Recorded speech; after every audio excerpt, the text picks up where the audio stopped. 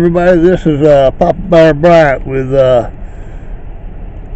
Georgia Woodsman, and we're sitting here in Piedmont, Alabama.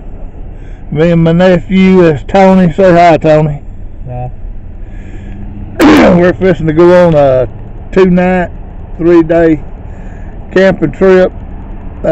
We're sitting here waiting on everybody now. Excuse me. Michael Lewis and his brothers here already. We're waiting on Mark and a few others, and then we will be on our way to the mountain. So anyway, we'll catch you when we get there. Okay, here we are on our first night out. I know you can't really see all that good. I got the night vision on this. I don't know, you can't see that fire probably not too good, but I got it a cooking. Me and Tony's done ate our supper. We went over and visited some with some of the other fellas, and we Tony, you been having fun, buddy? Oh yeah. Yeah. Tell me a little bit about what we've been doing. We've been cutting up some wood for fire, walking a lot, communicating with a friend. It's been alright. Well, I really ain't got much for you tonight, this being our first night here. Me and Tony had some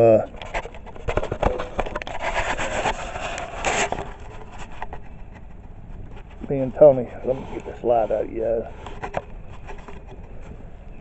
Me and Tony had some hot links and some rice tonight, that Norris rice. It was pretty good. I know it filled us up. The other guys is over there at the big camp talking and stuff, and me and Tony's over here trying to stay warm and trying to enjoy our fire for a little while. But in the morning we'll get back with you and show you some of the stuff that we're going to be doing. I'll try to get our breakfast and stuff like that cooked and put on here. Again, I'm sorry for not getting no more video today than what I have. It's just that we had to rush around today and get everything set up and all. So anyway, I will see you where you at there in the morning. This is day 2. We've already got up, ate breakfast and everything. Tony's eating some Vienna sausages still. I don't know why, but he's scared of the camera. Here shortly I'll take you around and show you everybody, introduce you to everybody, and let you see. I think we got about 16, 17 people here. Slept pretty good last night, except I did get cold in my shoulders up here, but other than that, it's a pretty good night. Tony said he slept pretty good. He slept in this tent that's behind me here, and I slept in my hammock. He said he stayed pretty warm, slept good. We got to do some cleanup and everything, and here shortly we're going to go collect some firewood, and I'll film some of that. But I mean, everybody knows how to collect firewood, so there ain't no sense in me filming a whole lot of that. But I'm glad that you've joined us. I'm gonna try to get more filming done today to go on the channel. We're having a pretty good time. I think Mark and them, they stayed up, Mark Hudson and all of them stayed up till about 4 o'clock this morning trying to solve the world's problems. So, but we're having fun. We've got a good group of people out here, very helpful. There's 2 of us that are older that had trouble getting across the creek and all, but we've got plenty of help from the Tony boy. younger people, and Tony, he helped me get my stuff over. We've had some good conversations, good fellowship out here, and anyway, I'm gonna get off here until we go to do something. We just got through with one of our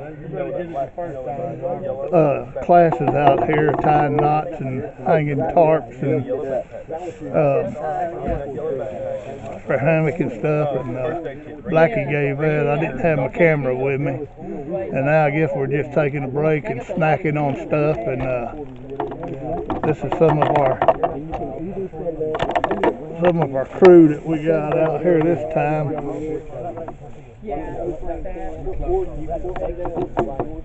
I can't remember everybody's name, but over there's that's Matt Mercer. Over there, I don't know if I can get him or not. That's Mike Denton. And old Tony Johnson and Ron Durham. There's Blackie and Mary.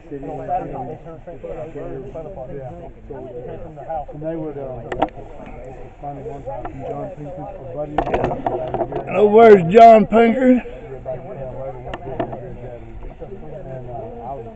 And Tony Brown. Sorry about the swirling on that. I just wanted to show y'all what all we have out there. Mark, he's hid over there. So anyway, when we go to do something else, I'll film some more. This is some of the stuff that you'll learn while out here. Blackie over there demonstrating the plow point.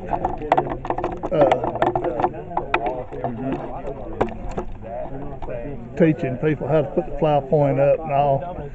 A while ago he did the tarp and showed us a few knots and stuff. And here in a little bit, Mark's going to show us how to do triggers for snares and stuff. And so we're learning quite a bit. This is the stuff that y'all are missing by not being out here. We always have a blast. There's quite a few of us hammock campers that are out here. I'll kind of give you a swing around, not quite so fast. You can see we got hammocks, we got tents.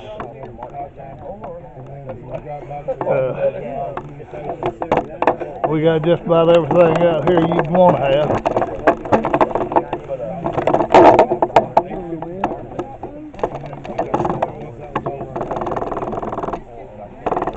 We got some bull crappers.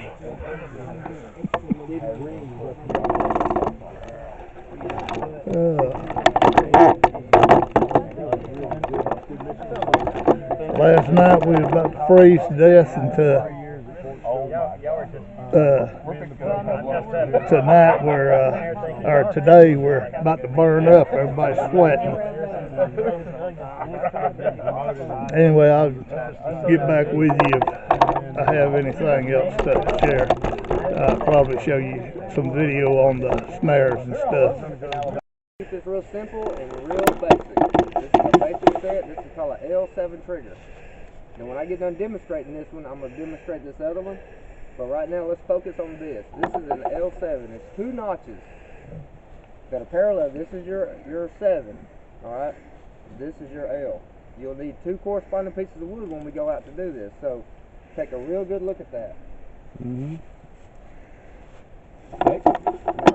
What is necessary is if you use this for a secondary trap for fishing, you want another knot right here where you can tie your lead line that goes out.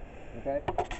Same thing with this right here. You can actually use the engine line to come down to a center knot, which would be this one. Mm-hmm. So here's the top. Alright. So this is for a secondary line, for a drop line. Okay.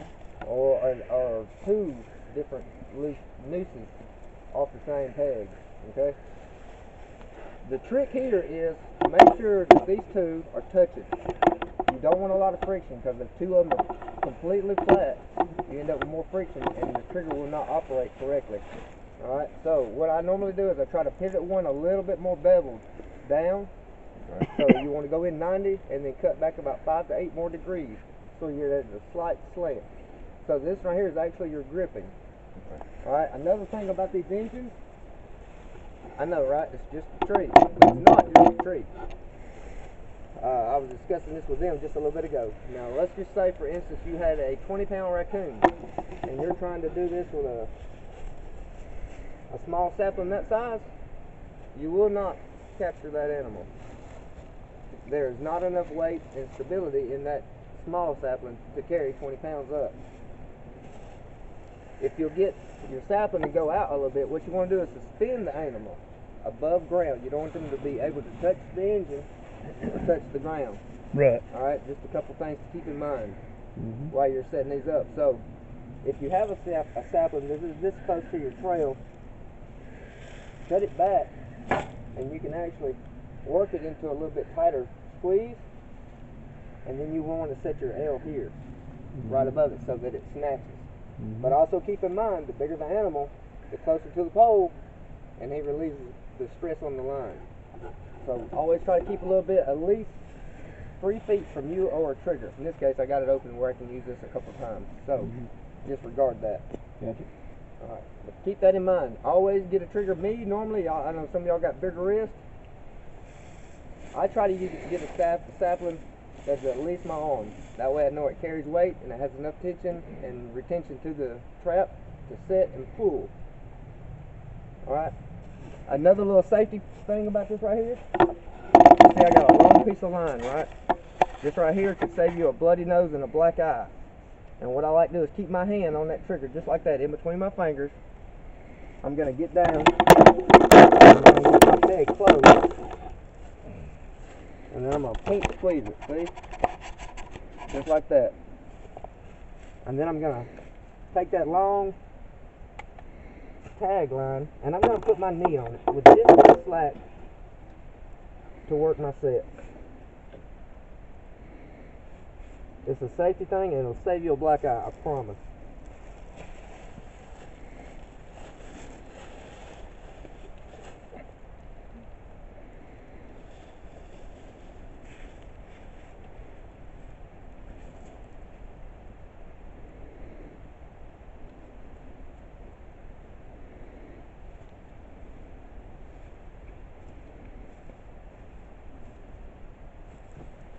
Well, that didn't work.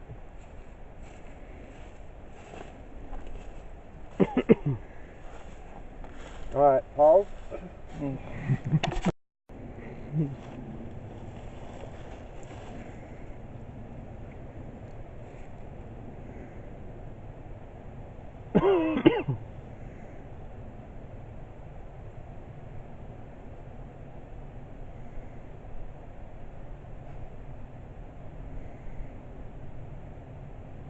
Nope, not quite long enough. A little deeper. Where's my hatchet at? Over by that tree. I'm afraid to bait on it anymore. I'm already the top's about to come off of it now.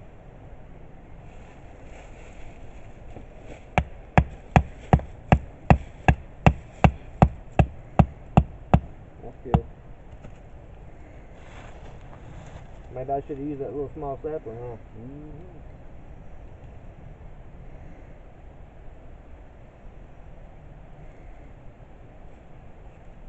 When I was learning how to do this, I set it up one time, and I came back, checked the trap, and the ground had got wet.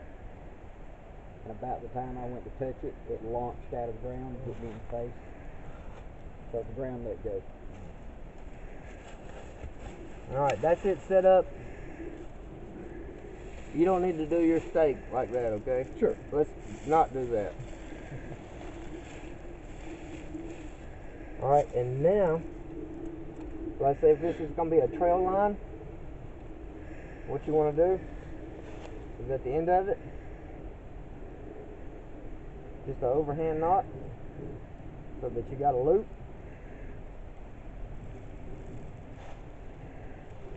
Snug it up a little bit, then bring it back to itself.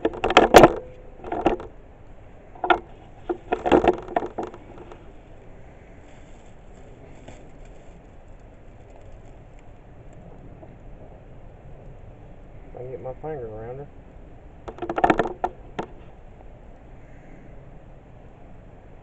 You don't try to tie a lock knot or anything like that because the weight of the animal's going to keep him, right? Yeah. I guess I could have.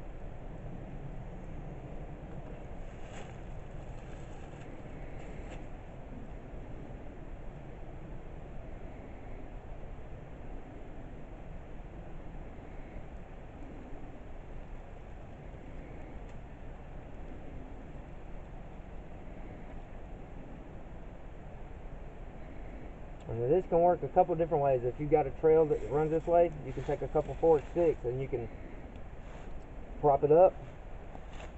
If you're using some type of bait, you can actually leave this loop low and right here on the ground, like so. The best method is actually to hang it across the trail, so that as it hangs the wire, it will trip the trigger. Any questions? Simple principle. Takes just a little bit of carving, but try not to use this wood. Handle. So we're gonna do it one more time. Yeah, we've got a couple. We did a couple of them first time out. I'm gonna set it. I'm gonna make sure it's stable before I turn a hand loose. And keep your head away from this thing. I cannot emphasize that enough. I'll just save you a black eye. And when it's good, you remove your knee and then set your noose. Real simple, right? Mm-hmm. Okay.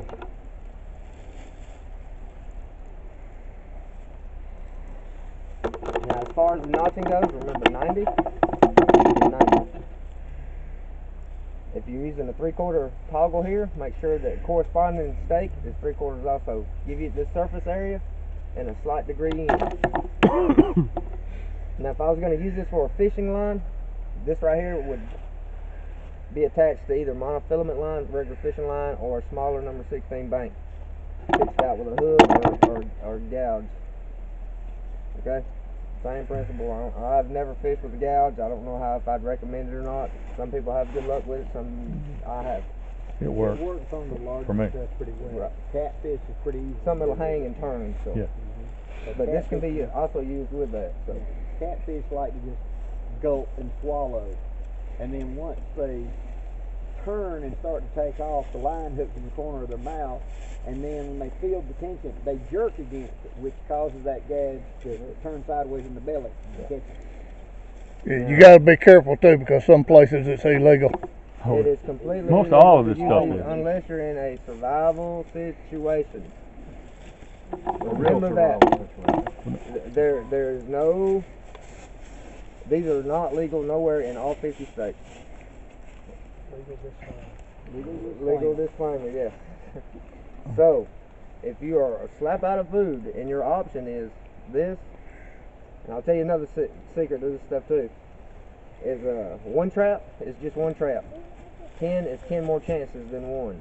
Yep. So think in multiples of 5s and 10s when you set these. You only increase your odds. This is roughly about 10 feet of bank line. And it's more than sufficient enough to do this set or that set. Well, let me ask you something, Mark. Yes, Would the figure 4 be better than that, or You could more complicated and difficult to set. Okay. It has a longer learning curve, and you may not be in the right environment to use a deadfall on it other than using a bridge where it comes down between the two. Yeah. That can be used. I'm not a big Paiute fan. I'm definitely not a figure 4 fan. Things work a little bit simpler when they're not complex. Okay. Because you end up with a lot of precision notching, and if you don't get it just right, it never works. You know, so it comes down to that. That's my opinion on that one. Yeah. Ain't much meat on a rat anyway, are there? Well, I mean, you can survive if you're on a show. Yeah. You know, but you don't have enough protein value there to be justified here in the South. Well, that coon or a possum, you'd have your fat and your protein and all. Yeah, between the two, between a raccoon and a possum, probably a possum is 28 is by or far 20. the most common thing to catch because they're one of the most curious animals. Yeah. They're scavengers as it is anyway. If it's something odd or disturbed, they're going to check it out. You know. I catch a bunch of them. Now, the Air Force says that traps are only 3% effective in good game country. So if you're going to catch something every night, you got to have at least 33 Well, out. it really comes down to knowing Yeah. your game. If you're not, I mean, this trap won't work right here unless I got a hamburger bun and a hot dog in it. Yeah. I mean, that's the way this one works. But you got to find game trails, and you got to know a little bit about, in general. You ain't got to know exactly, because raccoons come out at night, possums move at night. So most of your setting will be that afternoon, and then checking the following morning. And you got to also remember, I mean, you know, I'm a trapper. I can set a trap anywhere, but I ain't gonna catch nothing unless they sign there. If you ain't seeing sign, there ain't no animal there. Set these up on the creek. Well, I'm sure everybody here's seen a deer trail. Yeah. Raccoons don't travel that way. They don't look for a highway. What they look for ease and necessity. Same thing with a possum. They're not going to go out of their way to get something. They're opportunistic. Well, now, if you're going to bait this thing, what, fish guts maybe? Well, this particular set is what I call a walkthrough. So it actually snags and then snares and trips the trigger. Right. You can bait these. A couple different ways to do it would be to take that same long loop.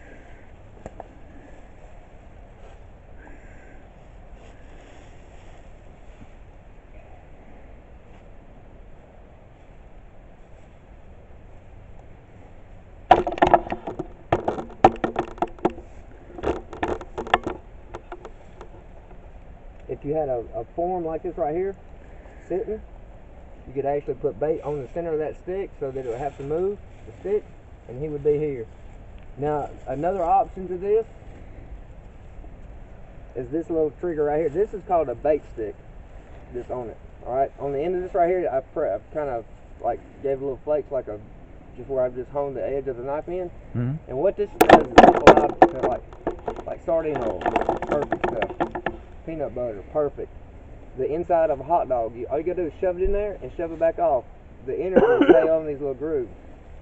So this will be your bait stick. It also works the same way as the toggle. And what it does is anchor here, the bait, they go for it, grip the trigger, caught in the noose.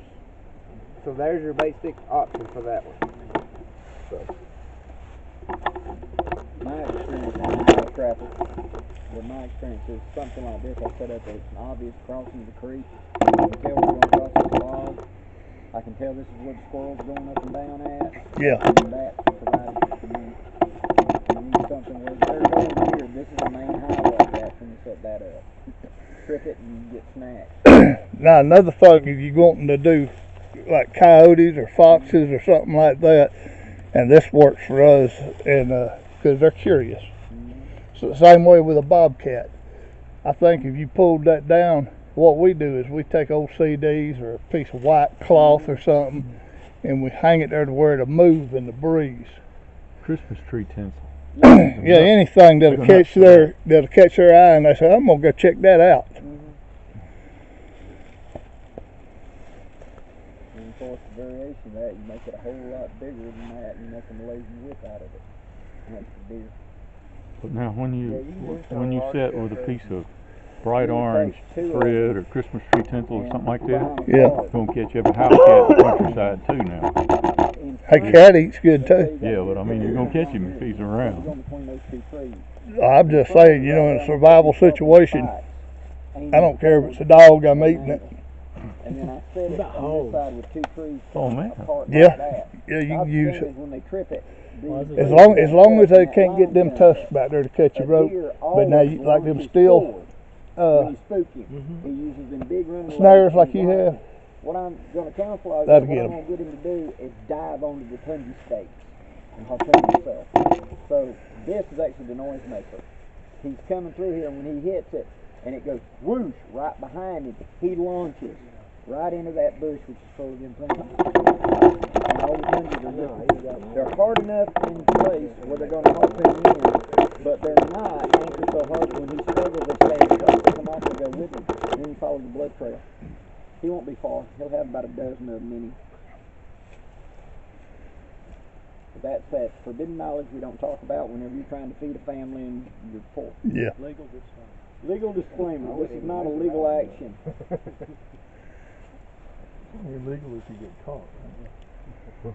In my family, we carried a steel leader and a treble hook, about that big, about 4 feet of steel leader. You take one of them and you set it, and on the end of it you put the fish guts or whatever. Tomorrow you'll have something standing there.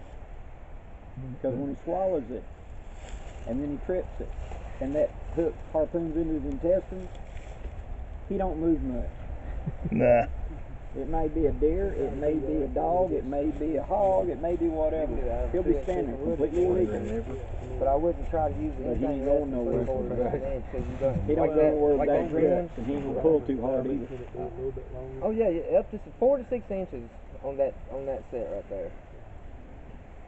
And if you're We using this used to right use here, if Victor as rat it's traps setting up and and you peanut had butter. it going to a drop line out fishing, what would happen is the fish actually pulls against that side, which dislodges it. And, and one of the other tricks about using the L7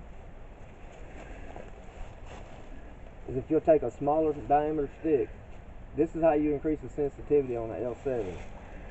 You'll take a little small twig, you'll make a hole there. Okay? What that does, instead of causing the friction, what you do is you make the set roll out. So anything where this top notch comes into play, fish pulls and rolls. I mean, it's snatching out of the water. That is a key little element to make this thing even more sensitive than just walking through it. And you know, you just put it on that one and then set them from right on it. And then as it's set, like I say, make sure you're out of the way. But then what happens is it pulls against it and it rolls right off. So you have like nothing that'll get in the way.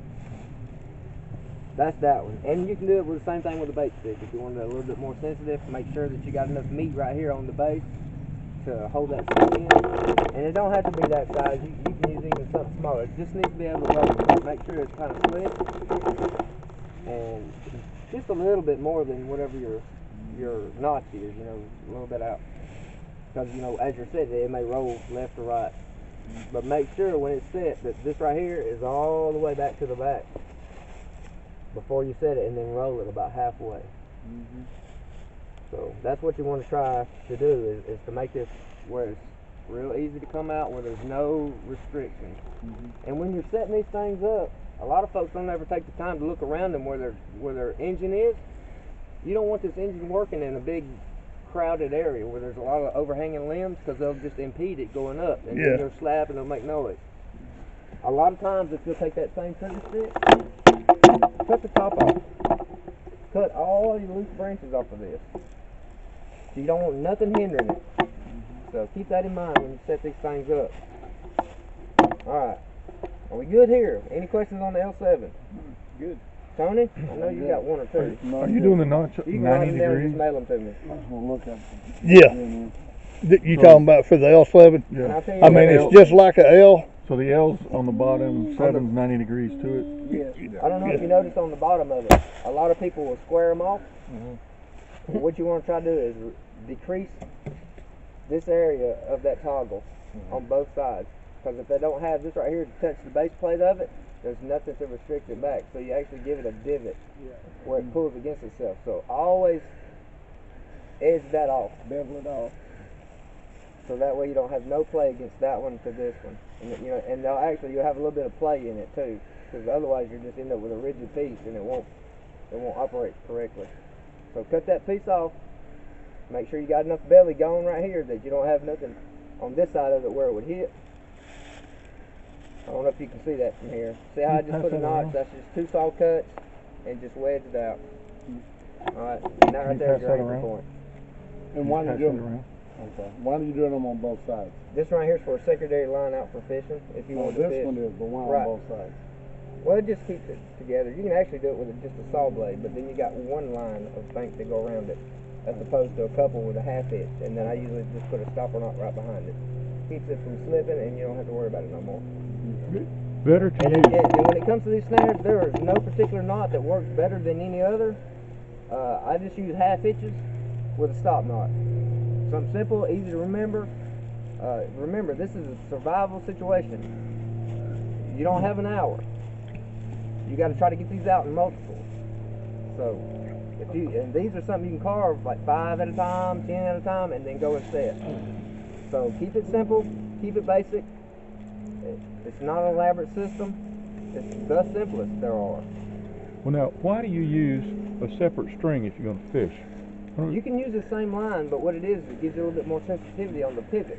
Oh, so I got top it. heavy. Yeah, okay. Just like the tip of a rod, you want it to be able to bob. Okay. And with that stick, what it does, it rolls here, and as soon as that stick moves, the roller leaves, fishes up. Okay, I got it. So that's the principle behind that. Just more leverage, basically. Less friction, anyway. Okay. But if you can increase that and increase the sensitivity on the jaw where it meets, whenever it does pull out, it's just a simple roll package. You don't have that snagging of it. Okay. So remember, a small roller, cut the ends off, make a good notch for your anchor. And if you want to do a secondary fish, you put your notch up top notch to increase that one. That's the L7. And you were saying? That's where your fishing line goes. You answered it. Right. Now, if you got monofilament line, I don't keep a fishing kit, so what I do is I'm not a big fan of this stuff because it's just so small and it's awkward to use. That's the number of this thing. I had it. Look at it. Yeah, the number 18. Yeah, number 18 bank line. I guess it's over there too. But anyway, 18 bank line if you don't have monofilament. Now, yes, you can use paracord, but when you do that, you're going to have to increase that notch on that peg, so that'll accommodate the cord. So, but bank line's my favorite, so bank line's what I use. I ain't recommending it. I ain't, You could take the gut side. You can use the inners and do the same thing with a 10-foot piece and have 5 sets with a 10-foot piece. So that's that one. All right. Any questions? If not, let's move on to the next one. This is a toggle set. This is a toggle set that you can be used in several different ways, depending on how your set is.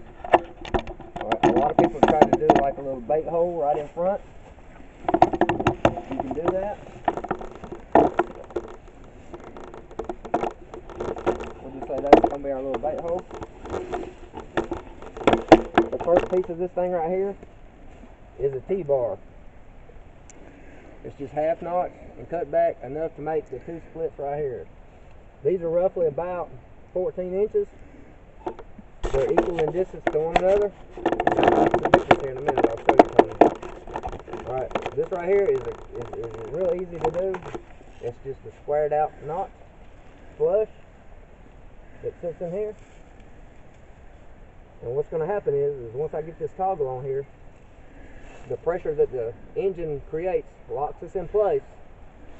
It'll also keep my trigger stick. This is the trigger stick. Okay? This is very crucial. You want this thing slick. You don't want no burrs or nothing on it. The slicker it is, the easier it is to come down. As you'll notice on the bottom side right here, I kind of took off a little bit of the bark. And what that does is it allows it to slide more easily across the bridge. Okay? I don't know if y'all can see this well. On my toggles, some people use round. In my opinion, I like a little flat surface where they can land on one another and they're easier to slide off of the trigger. Okay? Can you see that? Just a simple notch in the middle, anchored up with a half hitch and the stop knot. Real simple. Alright, now, one of the things about this right here is this knot has to be going that way. Okay? Because what happens is when this thing is up, it creates the binding in between the two, the trigger stick and the locking bar, which is that one, the T-bar on top. So this creates the pressure against those to keep them together. So the first thing you want to do, just like with that one, is make sure you got enough line, leave it out behind you. Okay? Is everybody with me? You want to come in from the back side. Okay? See where I'm at? I'm going to take that, I'm going to do that. Hey, hold it right there. You can actually give me a little slack. Yeah, there you go. If I can get my finger on it, I'm going to hold this one here. I'm going to pull my tag line out this side. So when it does get tripped and triggered, it will go through the uprights, through the field goal, okay? So, with the trigger stick, I'm going to put it right here. Easily. A little bit. Go over.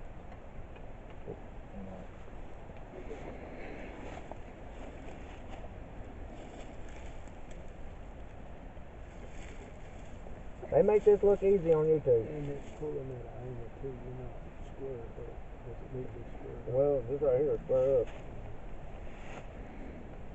I'm not going in the knife get on this stick on this side. Up. Release tension.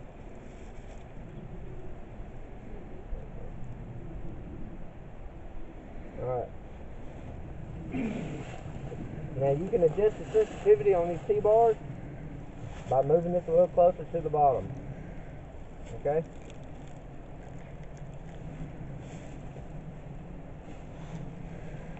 And with it locked in place, now there's a couple things you can do when it comes to these right here. You can do a single stick with your bait up under it, and what you want to do is lightly put one stick right next to the toggle, okay?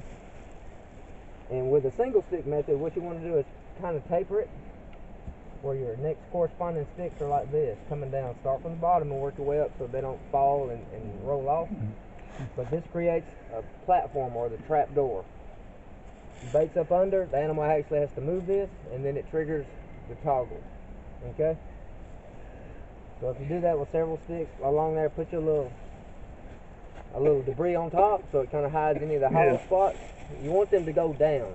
You want them on this platform. So make sure this platform, the longer it is, the quicker the set, the easier it is to release. You don't want it short.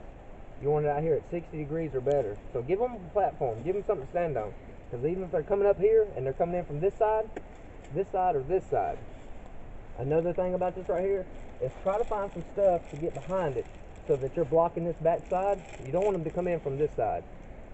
So if you got other debris or sticks or a log or something, you can put it right here to keep it from going in. Alright. Using that one, you can do a 2-stick method that kind of just sits against one another like that. And then you want to start your stick pattern right back up again. And what that does is create a flat surface as opposed to the teepee or teepee style, whatever you want to call it. And same thing with the bait. Keep it back here, keep it away from here, and just line them up as they go.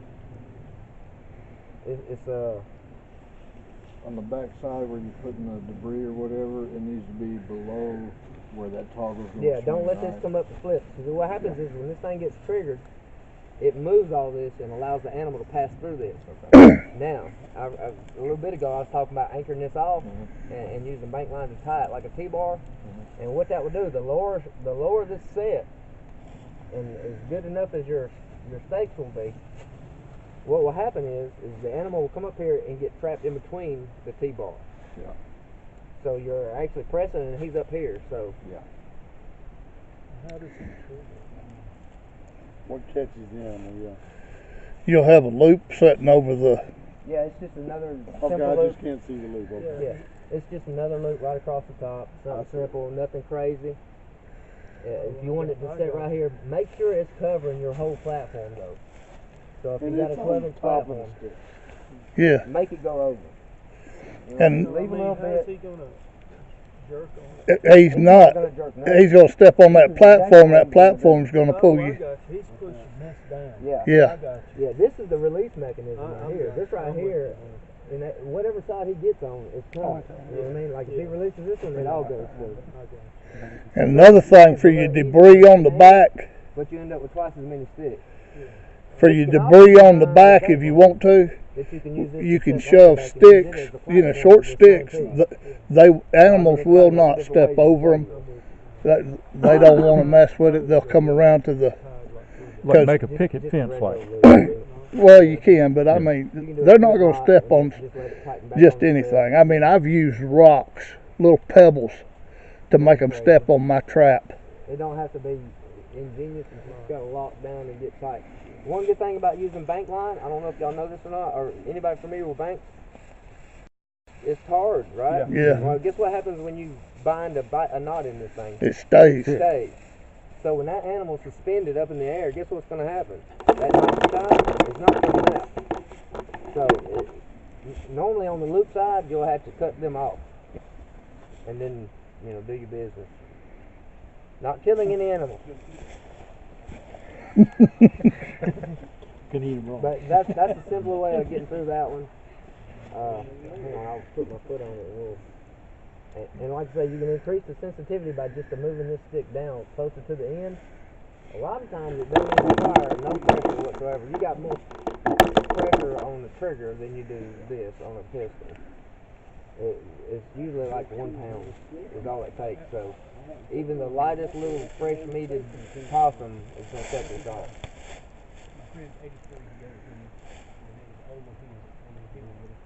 Let's just make sure this ain't going to noose nobody.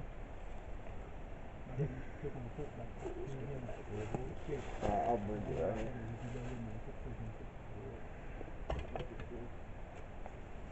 And that's how she works. So you get the flyaway, the animal's up in the air, and there's no restrictions. Like I say, if this right here was tied into a T-bar, you have game at the bottom of it. But remember, keep it low and keep it tight. So nothing more than 12 inches. Because this, usually I do 14, 12, and 12. And then notch it and then piece it up. But Hey, that's Mark. how that works. Now, before my battery runs out, look into the camera and give everybody, because you've got all this on video Yes, on it is your my channel YouTube channel, yes. and other Yes, traps besides this. So give them your address so they can. It's Mark H at Bama Bushcraft on YouTube, and I think I got a Facebook page too. I'm not sure. I can't remember if I keep up with that thing. But and there'll be more traps to come. Hopefully, maybe I'll get more questions about these things. Well, with that, I'll let y'all pick the trap you want to do. The simplest is this one. It's a little bit more complex, and it's a little bit more time since it took me about 30 minutes to cut those pieces. So Is it octagon for a reason or just happening? it just works out. Just make sure they're slick and don't have nothing that will restrict it from sliding down. These are the even ones. It needs to be the same distance. Right. Yeah. Make that top piece just like the bottom piece. It's just a simple toggle. Like I said, you can actually do that with a Oh, round mercy, stick. that's a just scary as well. dude. You don't want one really super long either. Drop the Tighten stick it down up, a Tony. little further Here. and make sure that you got that's a 2/3. How you zoom out that way? Get one way or So the you other, got you'll just see a it. little bit of anchoring on the top. The closer you get this one down, Got me? it Okay, this is Southeast Bushcraft Basecamp, and this is our winter frozen foot camp out. And these are the things that we try to teach out here I want you to go out. I want you to carve them right help here. anybody with their If you have any questions while you're carving, survival. knowledge-wise, You know, if you and get what's somewhere required, and we're you not gonna do the can't get fishing no thing, so you food don't or have to do anything, the you top can't knot. get to the grocery Okay? store, you're If you wanna starving do to that, death. You can take either the This same is the stuff drop we're line you got off, teaching. the same tag out, and tie We're, off, you know, and call it a fish line. you just same don't thing. never know And when I'll give you something the option. happens. You You can can be either up there in do- these mountains hunting and break your leg, you lose This your actually gun. works a lot better than just a You've simple got walking to have solution. something to bring You gotta food move to in. get there. So anyway, till next time, I'm out of here right now.